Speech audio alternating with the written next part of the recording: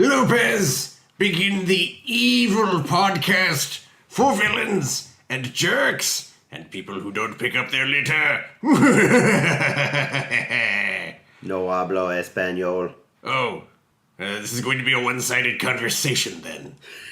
Hello and welcome to Purple Hearts, Red vs. Blue podcast. We're redding and we're bluing. Yeah. I think we've switched it up. I'm red this time and that's blue. No. What? I'm always red. Well, I'm always purple. Hi, I'm Barry.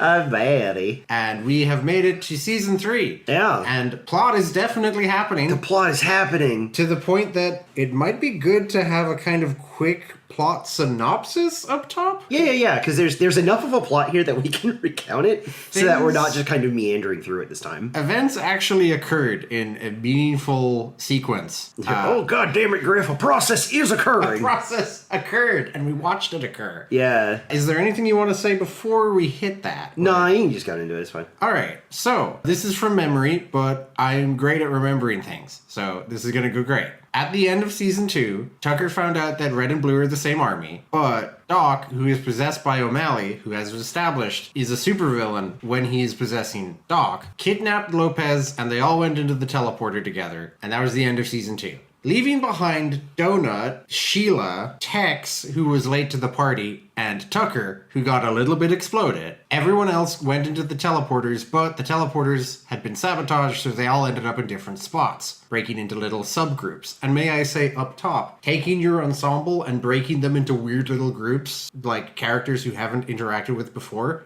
cool. Yeah. I'm very into that. Yeah. I always love that when that happens. Deep Space Nine. Yeah.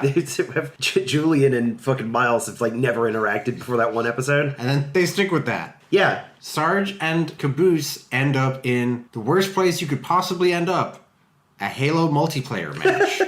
Yeah. Where again, you can tell this was based on Halo multiplayer. Simmons is stuck in a teleporter hole, and he gets them all together, while Church and Griff, which again, I don't know if they'd ever directly spoken to each other until this, are taken prisoner by the Reds at Sidewinder, the cold place, who are still there even though Tex personally slaughtered every single blue there. Also, by necessity, this means that none of them found O'Malley and Lopez. Also, they belatedly remember that Sarge put a bomb inside of Church. That's right. Caboose accidentally arms it because that lovable rascal just loves to press buttons. And then they do manage to reconvene, including the people who were left behind at Blood Gulch, except Sheila, who is too big to fit in the teleporter. So they just leave her there. They just need to make a bigger teleporter. They just, it's a basic accessibility thing. Get TF2 engineer on this. Call Mr. Conager. Honestly, Dr. Conager, I'm sure. He's 11 doctors. Yes. If the standard for accessibility was, could I drive a tank through here? Everyone else would be sad. Yeah, it'd be great. Yeah. It doesn't matter how unwieldy your wheelchair is. That's our fucking construction sim video game we need to make is called World of Ramps. Aw. Yeah. Yeah. So everyone except Sheila, including new character Wyoming, who is from the same program as Tex, and he is white. And also he wears white armor. They're all there in the cold place. Church explodes. And now we're in Halo 2. Yeah. Because finally upgraded. As they explain to an increasingly incredulous Tucker, the explosion was so large that the present was exploded. That doesn't exist anymore. Yeah. There's no present anymore. They just live in the future now, which is Halo 2. Yeah. While Church was, of course, blasted back into the past, as represented by Marathon. Yeah. Which was very cute. It's very funny, yes. I had actually forgotten Marathon existed. I was like, is this Doom? Yeah. This is Doom, right? I know what Doom's is. No, Bungie didn't hit the ground running with Halo. They made Marathon first. They hit the ground running with Marathon? Oh. Anyway. And now, confusingly, they're working on Marathon.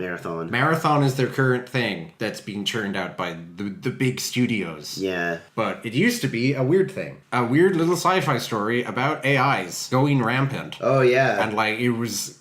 A lot of the bones of Halo are in Marathon. Also, I think Marathon is set after Halo. It's in a weird way, yeah. Halo is in the 2500s and Marathon is in the 2800s. Sure. So it's something ironic about it being the past. Oh, yeah.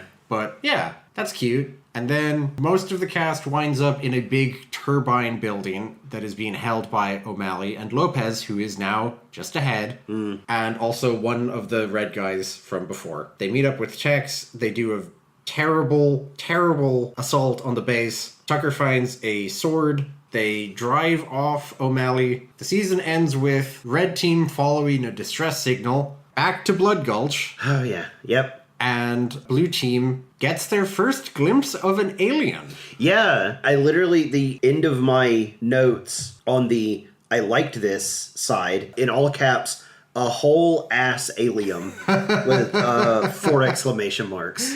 Yeah. God, imagine a Halo product that has aliens in it. Again, like... Fucking imagine. As we've talked about, this was my Halo experience, so the aliens were very peripheral for me. And when you actually play the games, they're pretty important. Yeah, they sure are. The one thing I missed is... While he was in the past, Church went on a whole time travel adventure. That's right. Yeah, we kind of cut out... yeah, you cut out the time travel bit. Over the course of, 3 episodes at the time, and 15 minutes of watching it, as a movie, as we do. That's also, quick note, this was the first time that we had to do it in 2 sittings. Because we sat down and we watched an hour and a half, and there were still 45 minutes left to go. Yeah. But he has a wacky adventure where he keeps trying to prevent things from happening, and then accidentally causing them to happen. Yeah. So, he messes with the friendly fire protocols of Sheila, and then it turns out it was set to not be on friendly fire, and he accidentally set it to friendly fire, and then he watches himself die. Yeah. Stuff like that. Yeah. Again, we're always comparing it to Homestar Runner. That in particular was very self-referential. Sure. All of that was dependent on you remembering how seasons 1 and 2 went. The difference being Homestar does not have a narrative, per se. No. Whereas this was hey, do you remember when this happened in the story? Well, we're coming back to that. We're coming back to that. Don't worry about it. There was a lot of that. Even someone gets hit by a plasma grenade very close to the end of the season and thinks it's a spider, referencing the season 1 line with That's Donut. right, yeah. So there was moments throughout, but that part in particular was very self-referential. Yeah, there was a robot called Gary who tells knock-knock jokes. Yeah, that was the other thing. There was a whole prophecy about... Oh, yeah. What was it? The one who wears blue and is the stupidest person in the universe or something. The Great Destroyer. And of course it pans over to fucking Caboose. But then towards the end, it's Tucker's got the sword. Yes. There's I even wrote down the subversion of capital I, it, capital W was, capital T, Tucker, capital A actually is pretty good. So, but then double subversions, it was the fucking spoiler alien at the end. Yeah. So that's pretty cool. And even then, Gary initially thinks it's Church. So it bounces from Church to Caboose to Tucker to the alien. Yeah. So wild stuff. Yeah. Again, ridiculous package. The notion that they have been blasted into the future by a bomb because the bomb was just that big. Yeah. But plot is occurring. We have a prophecy, however played flimsily. Sure. We have the characters moving from place to place and in different little formations. We have a talking bomb. We have a talking bomb. The bomb talking was pretty fun. I kind of always like a talking bomb. I think it's fun. Yeah, all of the talking bombs in fiction. You joke, but it's a trope. It's been there. All right. One of my favorite books as a kid was Interstellar Pig. It's an old book. I think it's from the mid-'80s. Kid winds up on vacation with his parents. He's not having a very good time. Meets a bunch of weirdos in another beach house that are playing this weird role-playing game. Oh. And then he gets the third. He kind of gets a third, but not really, in that it turns out the characters in the game are actually the characters outside. They're playing themselves within this game. Oh. And trying to determine where the MacGuffin is, which is called the Interstellar Pig. Of course. Which is a little blobby, pink creature. So the kid finds it, and the pig goes something I am actually a bomb, and I'm going to go off in what did he say? 3.5 quadrillion blurgy blurgs. Right. And the guy's oh, well, that sounds like a long time. I think it sounds like pretty safe. How long is that in our Earth time? And the pig is about 3 hours. And so it's a desperate trying to get the pig to someone else. Okay. Without letting them know that it's actually a massive bomb. Yeah. Amazing. Yeah. I don't know if it holds up, but that moment always stuck with me. All right. I was going to challenge you to name a second talking bomb, but here we are. Yeah, sure. You've done it. Yeah. I forgot how long it takes for him to talk. Caboose has uncharacteristically correct information for his team. They ask where he got it. He says, "Oh, Andy told me." And he shows them Andy. And he talks, like, for quite a bit about, like, "Oh, yeah, Andy." Oh, yeah, it's we talk about lots of stuff. Did you know he used to be friends with Sheila? Fucking Franklin J. Frog or whatever situation. He's just sitting there. And I forgot that they did that. I remembered that Andy talked, but I forgot that they have a good 10 minutes of just Caboose. Even Caboose is like, "Please say something. You're embarrassing me in front of my friends." Yeah. Yeah. I guess to be a little bit more ordered about it before we meander too much. Just like last time, I'm going to get all of the stuff I didn't care for out of the way. Sure. Which for the first time, it's like half the size of the stuff that I genuinely enjoyed and thought was pretty objectively good. First off, Chief, top of the list.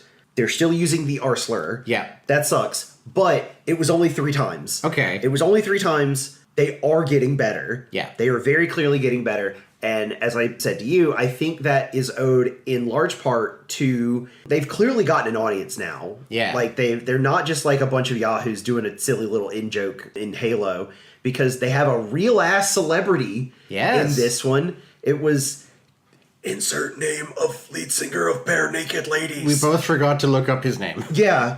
We're in the information age. I just have the entirety of rvb.fandom.com/wiki/Ed Robertson. Okay. Open. Oh, yeah. He is a Canadian lead singer as well as a guitarist and songwriter for the band Bare Naked Ladies. A big gamer, he gave Machinima and Red vs. Blue a special shout-out in the band's blog, and eventually invited Rooster Teeth to do RvB videos that would be shown on Bare Naked Ladies' 2004 tour. Wow, cool. Robinson returned the favor by providing the voice of Captain Butch Flowers. That's a coach. That's a high school coach name, by the way. I think it's so weird because like every time I talked about high school gym class to like someone I didn't know in high school, and I mentioned Coach Flowers, they went, "Oh, we also had a Coach Flowers." Yeah. Like this happened at least twice. Wow. Yeah. And that's his vibe as well. Yeah, sure. As with Donut, the like joke with Flowers is that in a show where most of the characters are quite nasty to each other,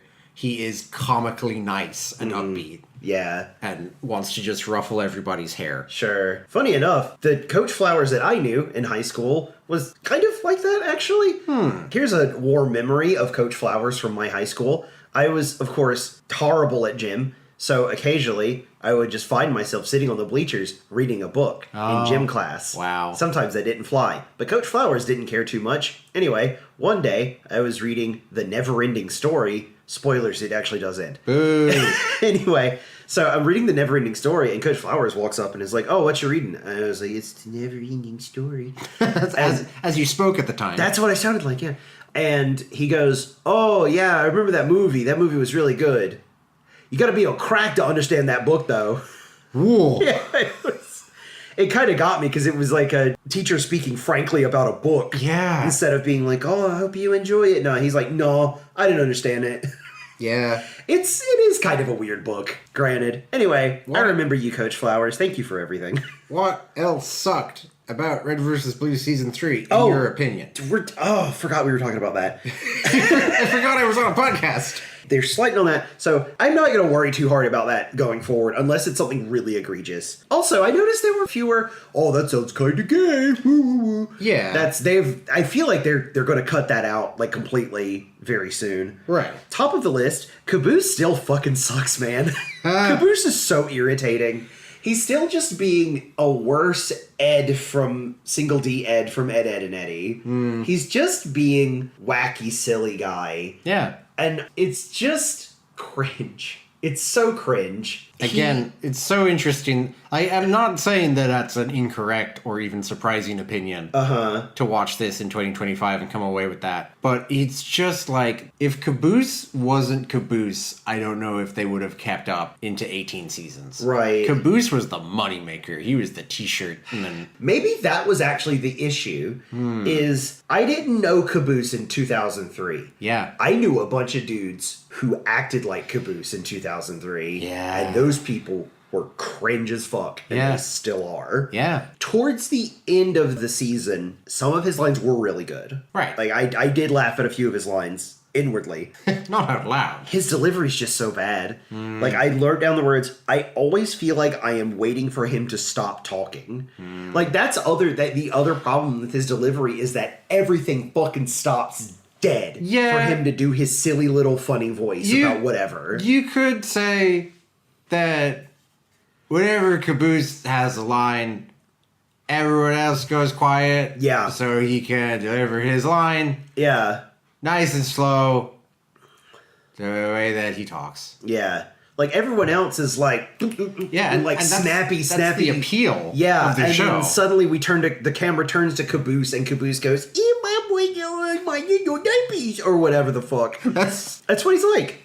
Perfect. Yeah. Perfect impression of Caboose. This is my audition tape. This is Church as Caboose. Oh. Just kidding. Yeah, no, I can see that. Speaking of Church, I am going to make an admission to you. Okay. While Church and Griff were in the jail, and I was like, wow, these two characters are interacting, I sat there and went, are these different characters? I feel like these are the same character, actually. I think maybe that's why they didn't interact too much, beyond the obvious of them being on other sides of the canyon. Oh, I thought you were going to say the obvious of it's the same voice actor. No, those are two different They guys. sounded way too similar. But this is the kind of thing that happens when your voice cast is a bunch of guys who play Halo together. Sure. Rather than like a deliberately curated cast of professional actors. The reason Caboose talks like that, the reason Sarge has such a pronounced Sarge vibe, is that most of the characters just sound like a normal guy talking. Yeah. We need more accents. Yeah, a bit like, it's fucking, I've heard people say that about Game Grumps and stuff too. Let's Play channels where there's no camera and there's just off-screen men talking. People have been like, which one's Danny and which one's Aaron? Initially, before you get used to it. Yeah, sure. So, yeah, no, I'm not completely shocked by that. Yeah. Also, I wrote down Griff got stupid, question mark?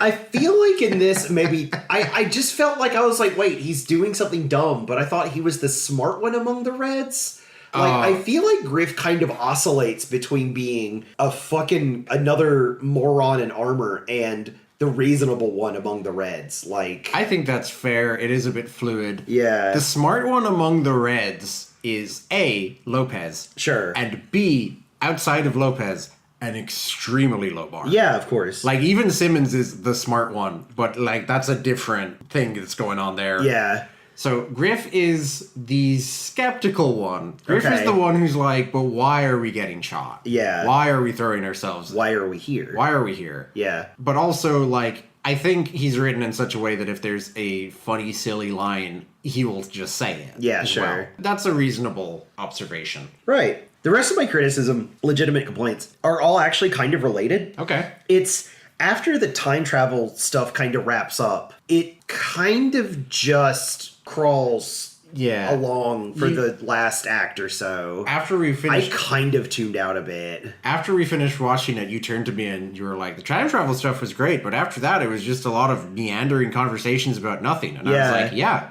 Red versus Blue. Yeah. So I think what happened there was the time travel stuff coincided with 50 episodes. Oh, okay. So that was like a big deal. Right. They may have made it like a slightly bigger deal than the actual season finale. Though I also think the season finale was good. It picked up towards the end again. Yeah. That was fun. But Yeah. a movie, I don't think, would have rising action, a climax in the middle, and then a bunch of humorous meandering conversations and then a second climax. Yeah, we played a game like that and it was bad. Yeah. Yeah. So I think that's a consequence of watching it as a film rather than as individual 5-minute shorts as they come out week to week. I get it. Like, I liked a lot of the meandering conversations about nothing. But pacing-wise, I see what you mean. Yeah. I think that was kind of it. Like, everything else, genuinely cromulent comedy science fiction story. Yeah. What more could you want?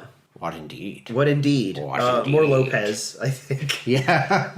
Lopez renames himself La Cabeza. Yeah. The heavy Cabeza. I've got all my stuff that I really enjoyed, but do you want to? I think I've spoken long enough. Yeah. I've done my own talky too much. I'll say one or two things. Sure. First of all, I will note, as we've said before, every season of Red vs. Blue has quotes that I've worked into my vocabulary to this day. To a minor extent, early on, the actual red versus blue fight, all of those little munchkins shooting at each other, one of them is a camper and kills someone who then complains with his dying breath about being camped. Oh, you fucking camping bitch! It's a legitimate strategy! The phrase legitimate strategy, added to my personal lexicon. Sure, that was a meme in and of itself. I think I heard it outside of that as well. Oh, for sure, yeah. Yeah. And again, for obvious reasons, like, this has an inbuilt audience of people who are already playing Halo 2 multiplayer. Sure. Now have a thing that they can watch that pairs with it. Just a quick interjection here. I just want to say, before I forget, but I did note it down,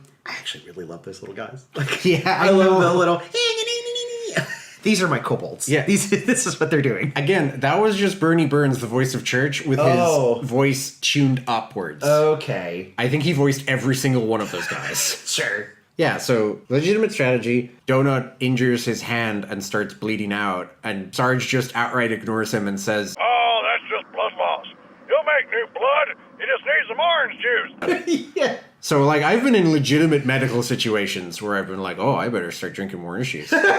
Like, that's just... You never do that. We never buy orange juice. No, I'm an apple juice boy. Yeah. But that's like...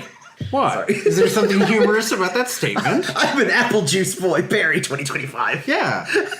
Hey, we don't have a sponsor for this podcast, and we probably never will. But if you are an apple juice salesperson, you know who to talk to. Apple juice boy. Apple juice boy. Apple juice boy. That'll be my next podcast. Okay. Yeah. Legitimate strategy. Orange juice makes blood. And minorly tragic example. We have not yet watched the Woody Harrelson show True Detective. Woody Harrelson, Matthew McConaughey. Matthew McConaughey is the other guy in it, right. But often, you've seen it, I haven't, but we both know the line, time is a flat circle. Yes. Because he says it in a slightly funny way. That's the one line everyone knows from that, yes. You say that, you say time is a flat circle. I reply with cabooses, that's why clocks are round. Uh-huh. Because he hears the phrase timeline, and he's like, time isn't made out of lines. It is made out of circles. That is why clocks are round. it's a Okay. funny little one-liner. Uh-huh.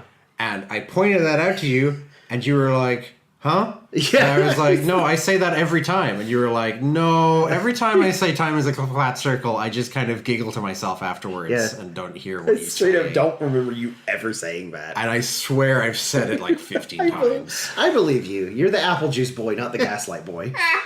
I'll change my description in the podcast. All right. It's Mattie and the Apple Juice Boy. That sounds like a band. It kind of does. That sounds like a 70s, like, Yeah. kind of alt, a little bit folky. Yeah. Anyway. Any hoozles. Yeah, there are a lot of good one-liners. Like, you're watching this on my YouTube channel, so you may have noticed that I just put up a bunch of funny lines from BoJack Horseman. BoJack Horseman has comedy like, Oh man, I was hoisted by my own petard. The one petard I thought would never hoist me. funny turns on existing phrases. And likewise, there was stuff like that here. Griff and Church are in jail together. Church tries to get Griff to help him by saying there's no I in team. And Griff very concisely rebuts him with there's also no you in team. Yeah. I forgot about that. It's really good. Neither of us are on the team. Yeah. Like just Pretty good. basic stuff like Yeah, that. yeah, I'm yeah. always such a fan of like really simple jokes. Yeah. I really also liked when they try to explain to Tucker their time travel, the bomb pushed him into the future theory. Donut wrote a little play for the others to act out, and they had a great setup where like, I am the past, where things cost less and people knew the value of a hard day's work. But they only lived to be 28 years old. And I am the future, where people have no morals and no emotions, but we have a bunch of kick-ass gadgets. And I'm the present, which sucks. We have nothing cool and also no morals. and that's so true. Yeah. As someone who lives in the era of buy this $800 amulet that will listen to your conversations and then text you mean shit about it. Yeah, but don't worry about it because it's run by a data center that is destroying the planet around it. So I wouldn't call that a cool gadget, but I would also definitely say no morals were Yeah. involved in it. no. So, yeah, nail on head, even though that's a line from 20 years ago. 20 years ago. Wow, it's almost like some things haven't changed in 20 goddamn years. Yeah. Not to get political on the podcast. Well, Oh, we are talking about red versus blue. yeah. Oh, time is a flat circle. Yeah. And, And that's why clocks are round. that's what I call it. Yes. Finally.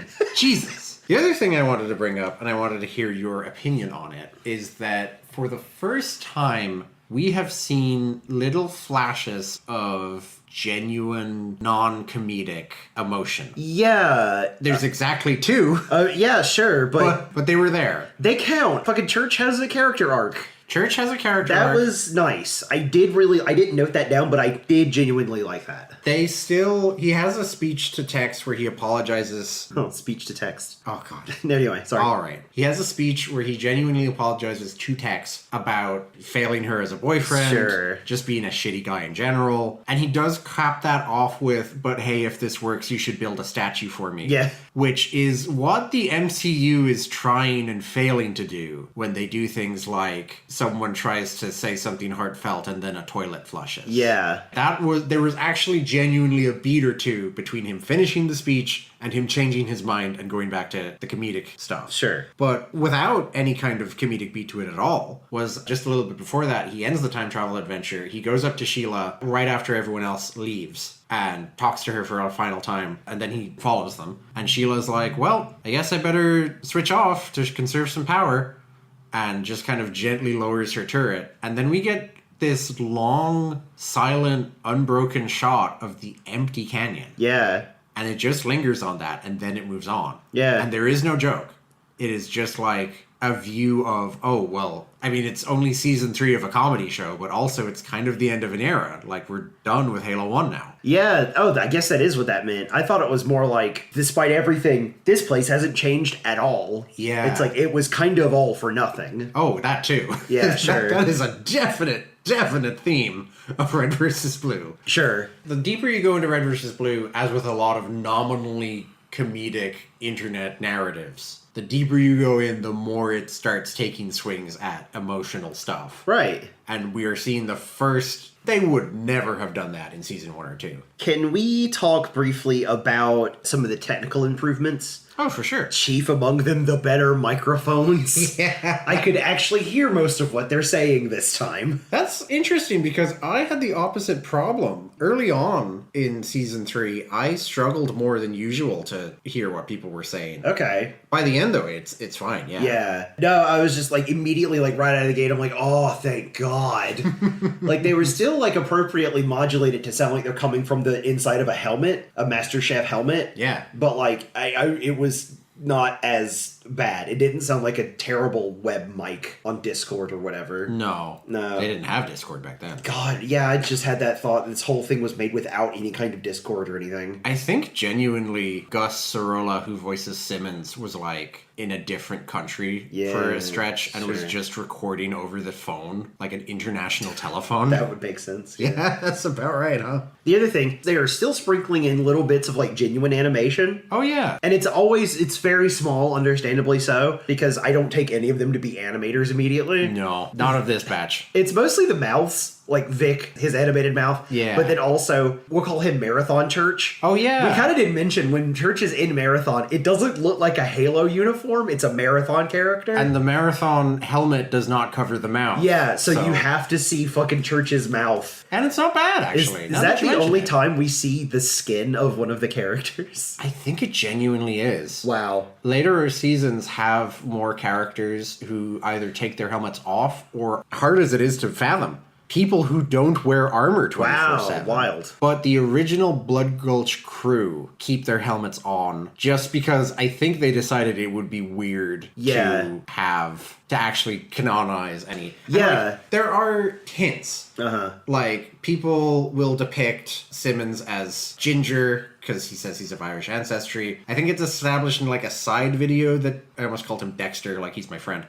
He is my friend. Griff is from Hawaii, so people draw him as Hawaiian. In those particular cases, they of course draw Simmons with robot parts and then Griff with Simmons parts. Oh, because yeah, that happened. that did happen. Yes. Tucker, as we learned in this season, has been black the whole time. Oh, yeah, that's right. His name is Lavernius Tucker. Yeah. And I really like that exchange of like, Church feels self-conscious that he didn't know Tucker was black, but Tucker points out, you should feel more self-conscious that you didn't know my fucking first name. Oh, yeah. So obviously all of this affects the fan art, but it is all fan art. Yeah, sure. There is no canonical face. And the weird little Marathon Church mouth is the closest she'll get. Yeah. Yeah. Sure. And there were other little bits sprinkled in, like the ropes.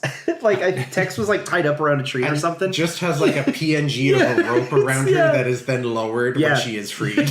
Like, it's cute. I like that. I kind of love shitty animation. Yeah. Like, that's the whole thing about, like, when something is shitty, when it's looked upon. What's the quote? You know the quote where it's like, the things that were bad about previous media are the first things that are replicated or something. Yeah. It's something about that, like the shitty it's just amateur. charming. Yeah, it is in a weird. What's the word? Adorable. Yeah, it's adorable. Yeah, the technical stuff was great. I'm certain it's going to get better because the top of episode 1, you told me that you saw the fucking fight choreography from season 8. Yeah. So I'm eager to get to that. The late great Monty Oum. Yeah. Oh, the time between good jokes is getting notably shorter. Like it's more, the dialogue is still snappy, but like the actual good jokes are coming faster. Okay. Yeah, I that's think they're catching their comedy groove. Yeah. I also kept a running tally of really good Sarge lines. I think again he was the one that gave me the big belly laugh first in this season. But honestly, most of what Sarge said was quite funny, but notably I wrote down 6 as a tally. Yeah. So 6 really good ones among everything else that was not half bad at all. You really were sent by him using Chantilly lace as an expletive? Chantilly lace! It's just like fucking... It's like you see a bomb explode and you go, scrambled eggs with cheese. Yeah. Cheese and grits. Like fried chicken and waffles. Like, I want him to say some of that shit. Definitely see him say any of that, yes. Peaches and moonshine. Like, that kind of shit. Scuppernong wine. Diabolical. It's good shit, man.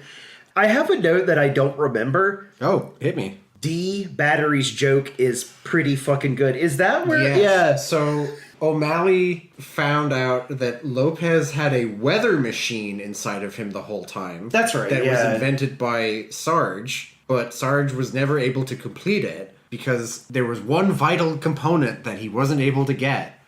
D batteries. D batteries. You serious?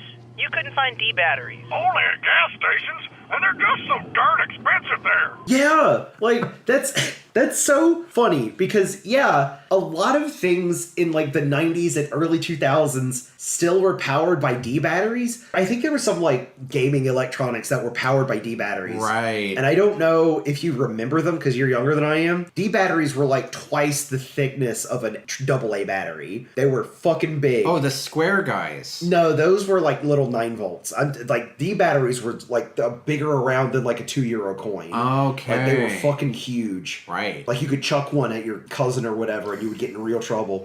That's the official metric for how large something is. It is, yeah, man. But yeah, after a while, like, they stopped being used because they fucking sucked. They were heavy and didn't last very long. Yeah. And they sold them in, like, packs of 8, always. Ugh. And, yeah, you just kind of couldn't find them after a while, except in, like, gas stations and weird places where, like, industrial equipment was used or something. And they're so expensive. And they are expensive because there's not, it's like fucking Fuji, it's like film for film camera. Yeah. Anyway, I don't know. It was just so, it was a bit of time and a place humor. Yeah. Like timing specific because I don't think anything made today uses a D battery at all. I would be shocked if there's a new shocked. Oh. If there's a new electronic that uses specifically a D battery. But at the same time, I think the joke ages fine. Yeah. I found it perfectly funny because he built a weather machine, but he couldn't find a gas station battery to run it. Yeah. That's evergreen. Yeah. Speaking of voice performances, I loved Wyoming's shit-ass British accent. It was so bad, I loved it. It was so awful. So happy to hear you say that. It was really funny. Well, I love Wyoming. Okay. I shouldn't,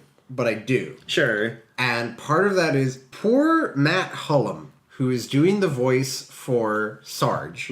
He's doing the voice for Doc, which by extension means he's doing the voice for O'Malley. Yeah. And this is him pulling quadruple duty because Wow. I'm pretty sure they're very much in their GarageBand era. Yeah. So eventually they were just like, oh, we'll get Matt to do it. Hello, mates. And Yeah. it's a shame because it kind of distracts from...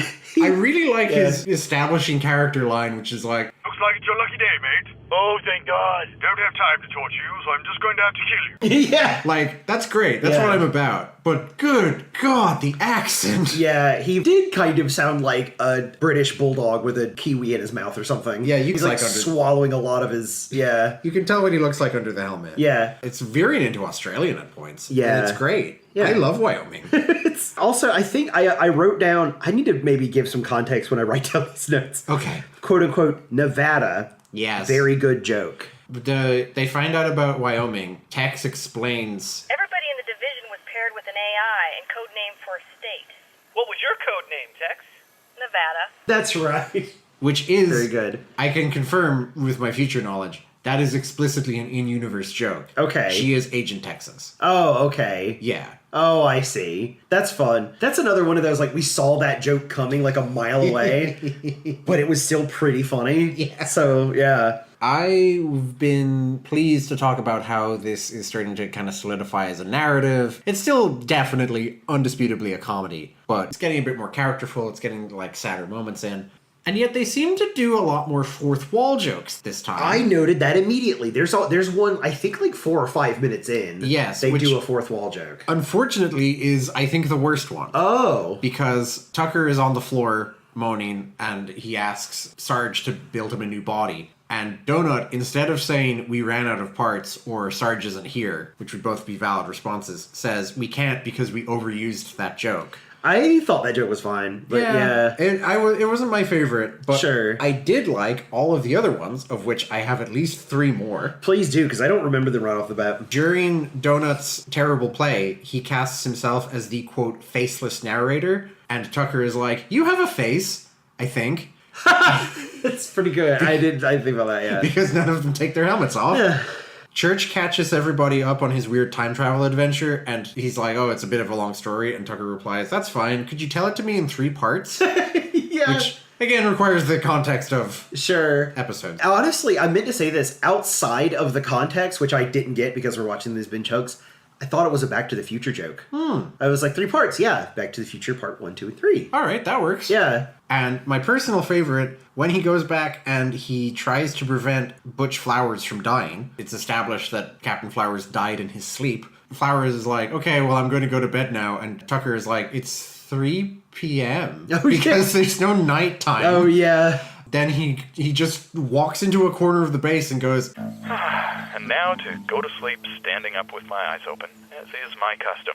Yeah. because they don't have a way to animate it at Sure. all. So, like, the little nods were fine. Yeah. I much prefer, like, a little fourth wall nod to a character saying, we overused that joke, in a way that, like, okay, so you know you're a fictional character, but for those 3 seconds only. Yeah, 'Cause sure. You're not Deadpool. You're not gonna make a thing of this. Yeah. But yeah, like, they were for the most part very good, and what you would expect. Oh, speaking of, since we got back around to Butch Flowers, I thought that performance was pretty good. Yeah. I thought it was quite believable that he would be some kind of hippy-dippy, feel-good guy. I don't know. That random Canadian singer did a pretty good job. Yeah. Yeah. You wouldn't necessarily tell that was like, oh, we got a celebrity in to do a voice. Obviously, my favorite celebrity appearance is some ways away, but you'll know him when you see him. Oh, or not see him. Or not see him because it's a he's- voice role. Yeah. Yeah. And is it Elijah Wood? It's Elijah Wood. Okay, great. From Back to the Future 2. From Back to the Future Part 2. Fuck! Yeah. Oh, the time is a flat circle. That's why clock's around. Thank God. At least you're solidifying. It's very good. You kind of run through all my good times notes here. I did have this one. I think there's a joke about, according to this, it's 29 degrees out. I think Tucker says, 29 degrees? Are you insane? It's hot as fuck out here. Yeah. And they were like, no, it's not. Celsius. Yes, Celsius. And I wrote down, I'm not sure if it's not believable or very believable that they would still be using Fahrenheit this far into the future. Like, on one hand, it's the future on another planet, and we're a highly advanced military. Yeah. But it is the United States military, pretty explicitly. It's also Tucker as an individual. Yeah. Tucker just somehow managed to keep Yeah. Fahrenheit going without realizing it. He's tricked out his helmet to show the... Yeah. God. Anyway, a whole ass alien. A whole ass alien. There's an alien at the end of this. Yeah. What direction could that possibly go? That's a good question, because I don't remember anyone talking about the aliens in Red versus Blue at all. So I'm curious to see where that goes. Yes. I won't spoil, because for obvious reasons, like, that's the shot that season 3 ends on. Right, yeah. The penultimate scene is the scene we both found very funny, of the Reds going back to Blood Gulch and just, like, breaking down emotionally at the sight of it. And then the actual scene is Church being like, well, if none of us are the Great Destroyer, who is? As a actual alien walks up to him in frame. Yeah. Oh, there's something. I thought of this a few minutes ago. I'm curious about something. Mm-hmm. You have the Red versus Blue wiki open, yeah? Can you look up the specific episode that Tucker found the energy sword? Okay. Because when it showed up, we both shouted something. I'm curious to see. All right. I want to know the exact day that episode dropped, and if it would be really funny if it was actually on the day. Aired circa January 22nd to January 23rd, 2005. Okay. The 22nd is the Saturday, the 23rd is a Sunday. Yay! It could very feasibly have been legitimately Energy Sword Sunday. Yay! Beautiful. That's great. That's wonderful. Okay. Yeah. The first Energy Sword Sunday. God, we should make it a yearly event. Yeah. Yeah, why not? I'm putting it into my calendar right now. Yeah. Yay. Yeah. Christ. Oh, I can't do it because it was I can put new events 20 years ago. Great. Wow. So that you don't forget to do them. Yeah. Sword Sunday. And then I gotta have a bunch of exclamation marks. Of course. Energy Sword next Sunday. Every Sunday. Travel time, none. Repeat every year. Yay. Add. Okay. Yay. Fast forward 20 years.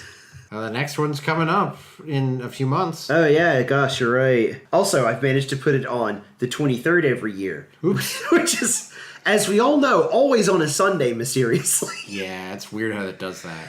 Do you have any other notes, or will I? I don't think I have anything particularly. I might think of stuff as we go along, but no, you do as thou wilt. So, last episode we did the tier list. Okay, yeah. And that was fun. But also, it's going to become increasingly untenable as more and more... Oh, as more characters? So I'm good to have that be a done one. And instead, I have 4 award categories. Oh, sure. For Best Character, Best New Character, Most Improved Player... Okay. And Worst.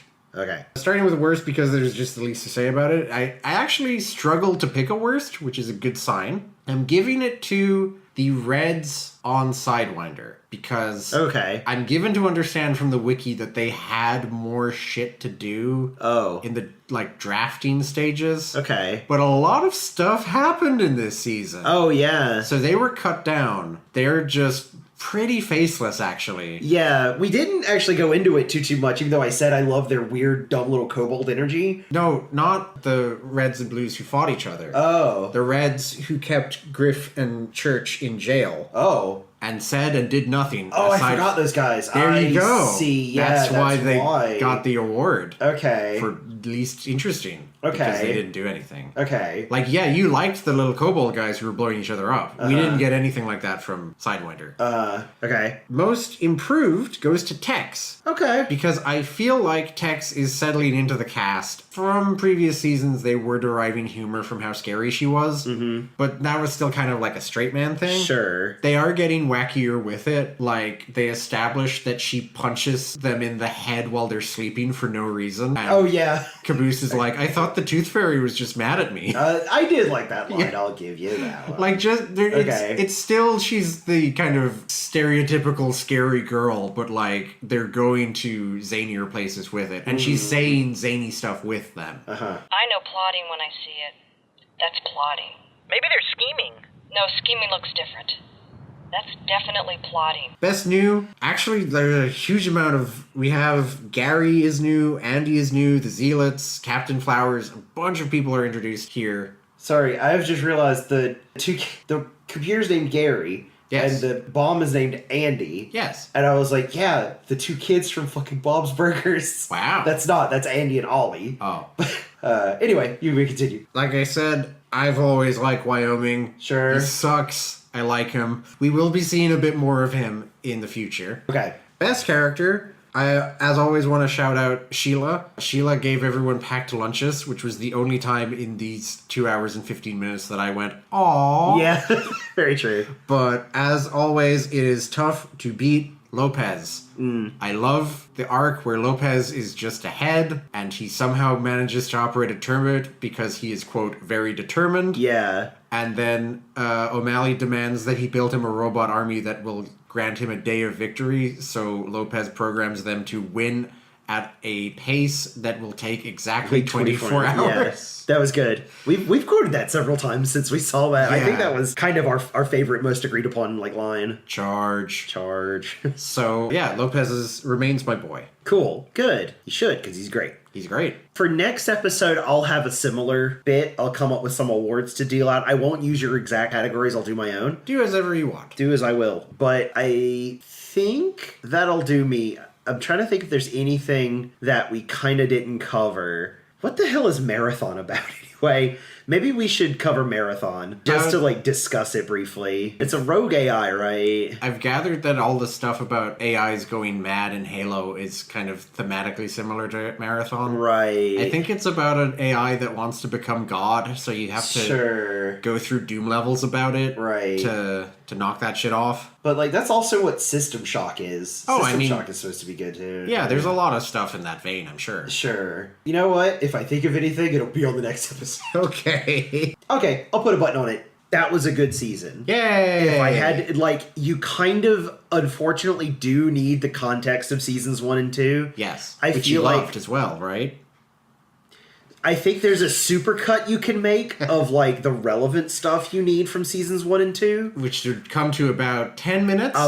That's generous. That's being quite generous. But, like I said, this was a pretty cromulent sci-fi action comedy story. Okay. The time travel wasn't shit. Yeah. It's really easy to make time travel stupid. The unspoken Marvel Cinematic Universe. But I think they did a pretty good job in this one, actually. What they had was a thematic underpinning, which was no matter what Church does. Yeah. As he says, things couldn't be better, things couldn't be worse. They just are. They just are. It's true. So it wasn't like he was making decisions that fucked everything up. He was making decisions that then happened exactly the way he remembered anyway. Yeah. So just kind of the sitcom putting a character in a situation and torturing them psychologically worked out. Yeah. Oh, I liked the crowd of churches, actually. Yeah. There was a bunch of alternate churches. One of my favorite exchanges we had was they show all the churches and you're like, who the fuck is that? And I just went, oh, that's Yellow Church.